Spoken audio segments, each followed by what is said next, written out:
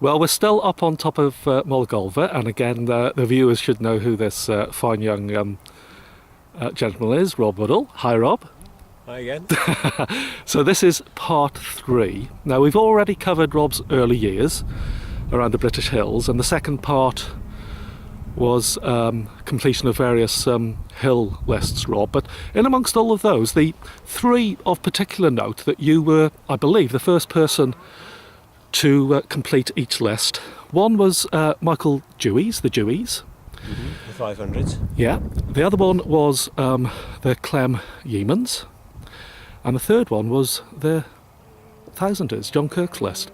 And I thought it'd be quite nice just to concentrate on those 3. Now, if we go over to Michael Deweys' list first, and the Deweys are the hills in England, Wales and the Isle of Man, between 500 metres and 609.6 metres, 2,000 foot, and they have a prominence of 30 metres, or 30 metres rise on all sides. Now, any memories, Rob, of when you first came into contact with Michael Deweys' list?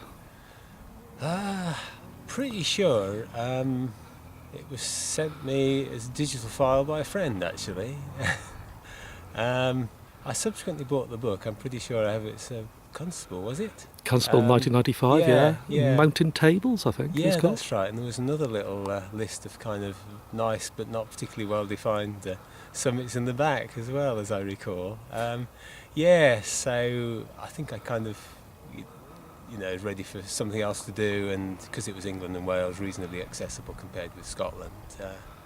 Started doing these. And it's a fine listing of the lower hills, isn't it? Yeah, there's a lot of forest bashing, it has to be said, but there are some really nice hills as well, yeah.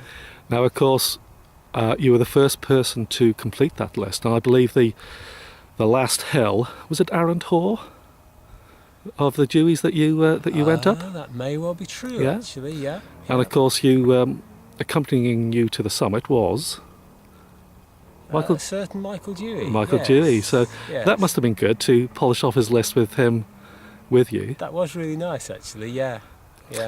Now, of course, that was the Deweys. Well, the second list that that was partly mentioned during our second segment, the one prior to this one, and again, you were the first person to complete it, was the English and Welsh Clem Yeamans. Yeah. Now, what is a Clem and what is a Yeaman?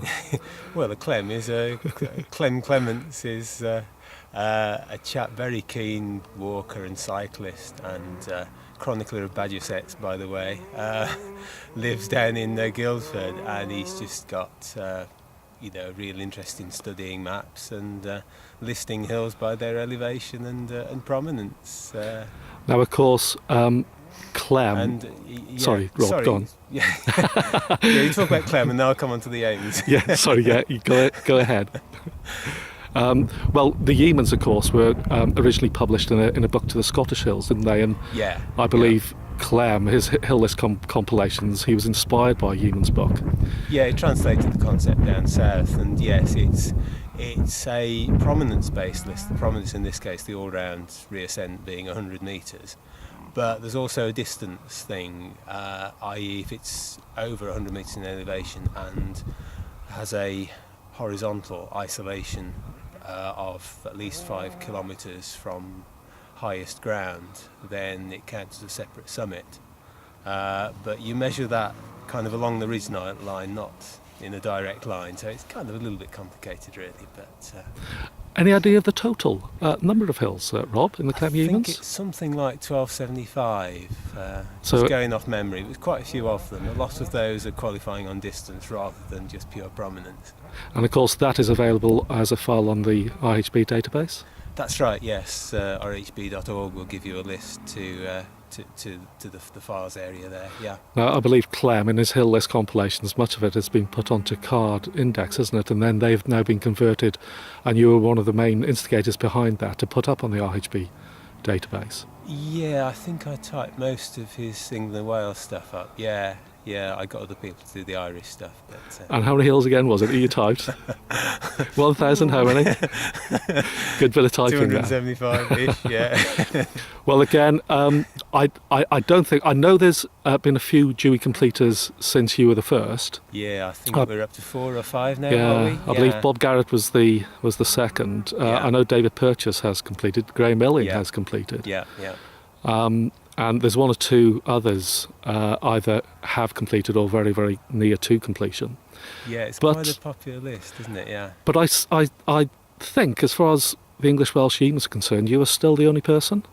I've not come across anybody else that's even vaguely interested. Yeah, the 100-metre prominence idea is, a lot of people are interested in that, but the distance ones.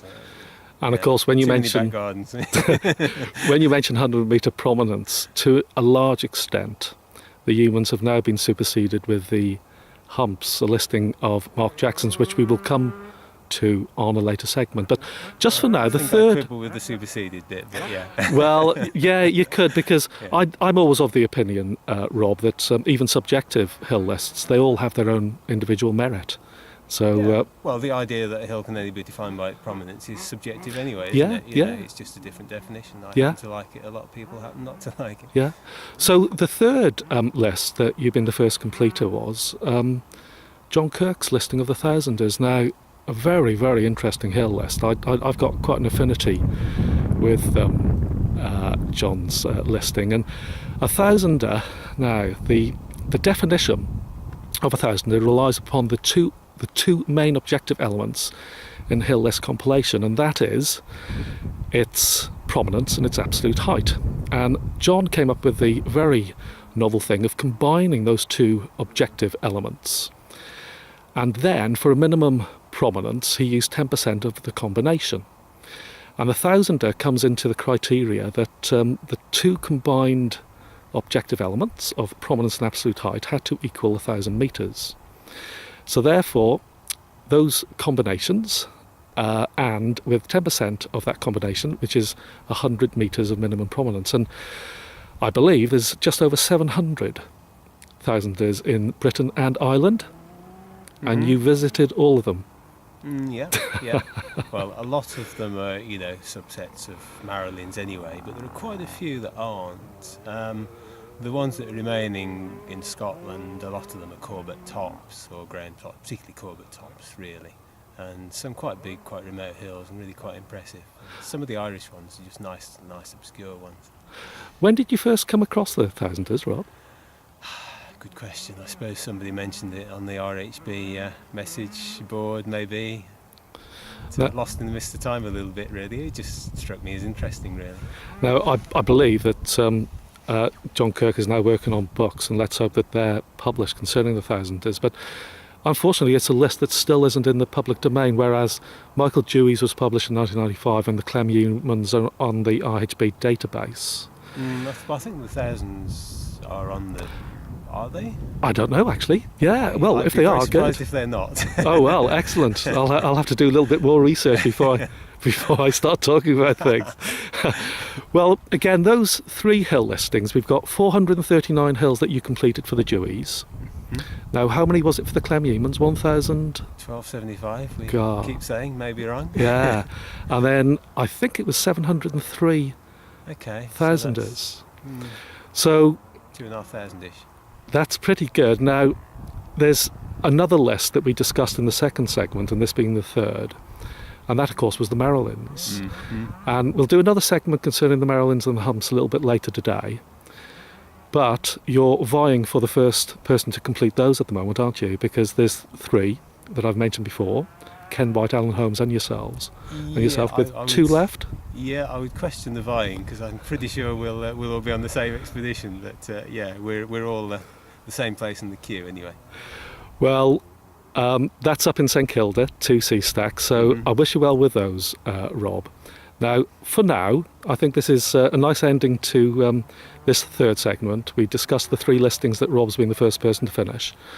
And for our next segment, because during these years between 1990 and 2005, Rob was doing an awful lot of serious fell running and 24-hour challenges as far as the British Hills were concerned. So that's going to be the fourth segment. So for now, Rob, thanks again.